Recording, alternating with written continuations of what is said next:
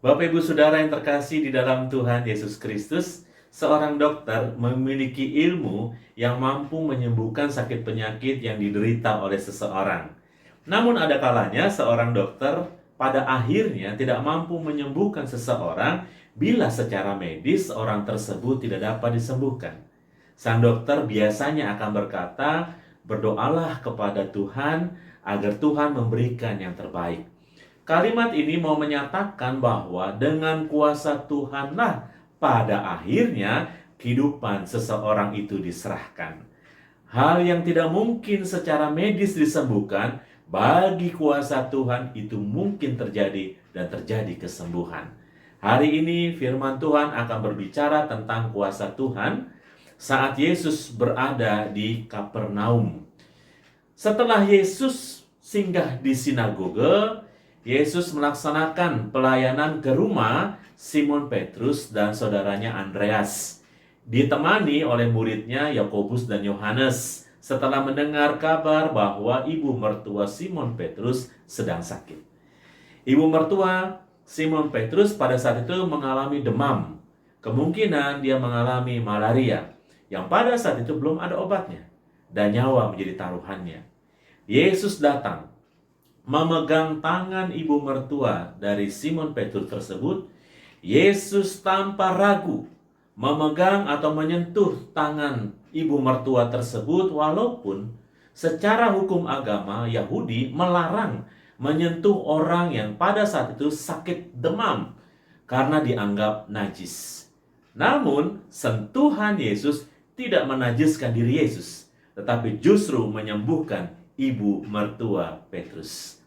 Setelah sembuh, ibu mertua Petrus segera bangkit dan melayani Yesus dan murid-muridnya yang ada pada saat itu. Di sini terlihat bahwa ibu mertua dari Petrus benar-benar total sembuh. Nah, menjelang malam, banyak orang datang kepada Yesus. Mereka datang melewati hari Sabat. Mereka datang mungkin setelah jam 18.00 atau jam 6 sore, agar tidak terkena aturan Sabat, yaitu tidak boleh beraktivitas selama masa Sabat.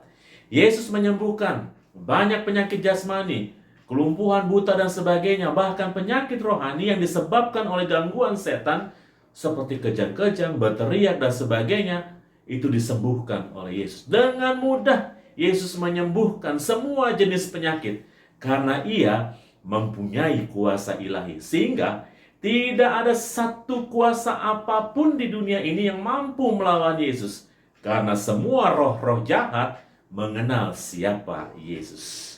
Nah, Bapak Ibu Saudara yang terkasih, pada saat ini tugas melayani dilanjutkan kembali oleh gereja, yaitu sebagai murid masa kini atau sebagai persekutuan orang percaya. Terlebih khusus dilakukan juga oleh para presbiter dan juga pengurus unit-unit misioner, khususnya pengurus Pelkat. Mari kita melihat bahwa pola pelayanan Yesus yang menjadi pola pelayanan kita bersama di tengah-tengah gereja ini. Dengan prinsip yang pertama adalah bahwa kuasa Tuhanlah yang kita pakai dalam melayani. Apakah bisa terjadi mukjizat dan kesembuhan sampai hari ini? Sampai hari ini masih bisa terjadi kesembuhan, karena Tuhan sampai hari ini masih bekerja dalam kehidupan kita. Makanya kita gunakan kuasa Tuhan agar kita mampu melayani. Karena melayani bukan pekerjaan yang mudah, tapi melayani dibutuhkan kemampuan dan kuasa dari Tuhan.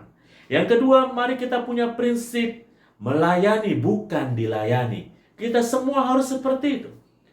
Mari kita mau melayani sesama kita dengan sungguh-sungguh.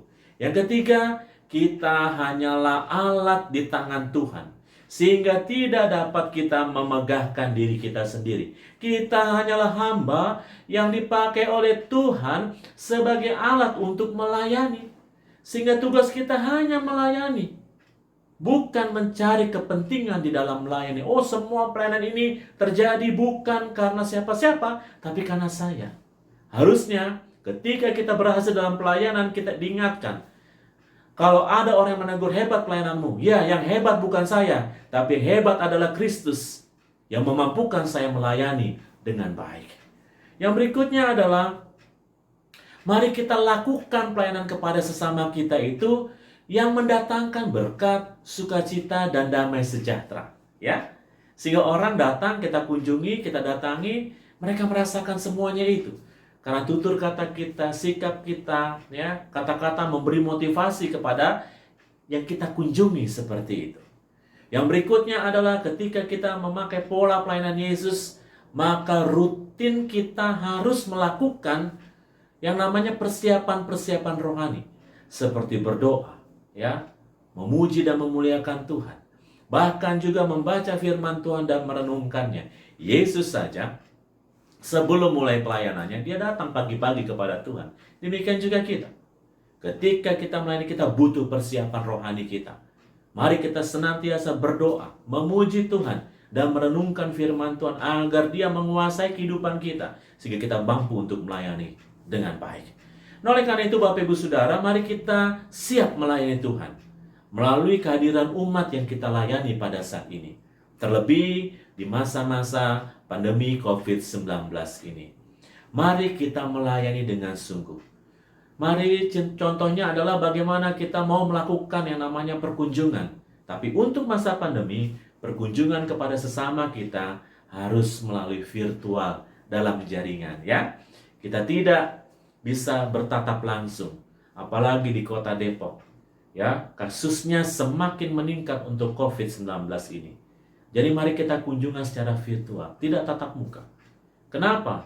Kalau kita tatap muka, berarti kita itu mengancam, bukan kesehatan loh saat ini, tapi mengancam keselamatan saya dan orang lain. Mari kita lakukan, walaupun terbatas, tapi bisa kunjungan lewat virtual misalnya. Yang berikutnya, siap mendampingi jemaat yang saat ini juga mengalami dampak dari pandemi COVID-19. Sekali lagi dengan apa? Dengan media yang ada yang tersedia pada saat ini, seperti media online seperti ini. Mari kita lakukan kegiatan-kegiatan seperti itu. Tugas kita adalah saling melayani satu dengan yang lainnya. Yang berikutnya, kita tahu bahwa COVID-19 masih ada dan harus kita cegah dengan protokol kesehatan 3M. Saya ingatkan lagi, mencuci tangan, memakai masker, dan juga dikatakan menjaga jarak saat berjumpa. Namun, walaupun ada COVID-19, pelayanan kepada sesama harus tetap berjalan. Harus tetap dilakukan. Karena kita harus saling menopang satu dengan yang lainnya. Dengan apa? Dengan pimpinan hikmat dan kuasa Tuhan. Walaupun terjadi pandemi, mari kita semangat untuk melayani. Lewat kunjungan-kunjungan, lewat kehadiran-kehadiran kita, lewat telepon, maupun lewat video call misalnya terjadi, itu bisa kita lakukan. Pandemi boleh terjadi, tapi kunjungan tetap berjalan, pelayanan tetap berjalan. Walaupun pandemi ada, tetap kita saling menguatkan satu dengan yang lainnya dengan kuasa Tuhan. Tuhan Yesus memberkati kita semua. Amin.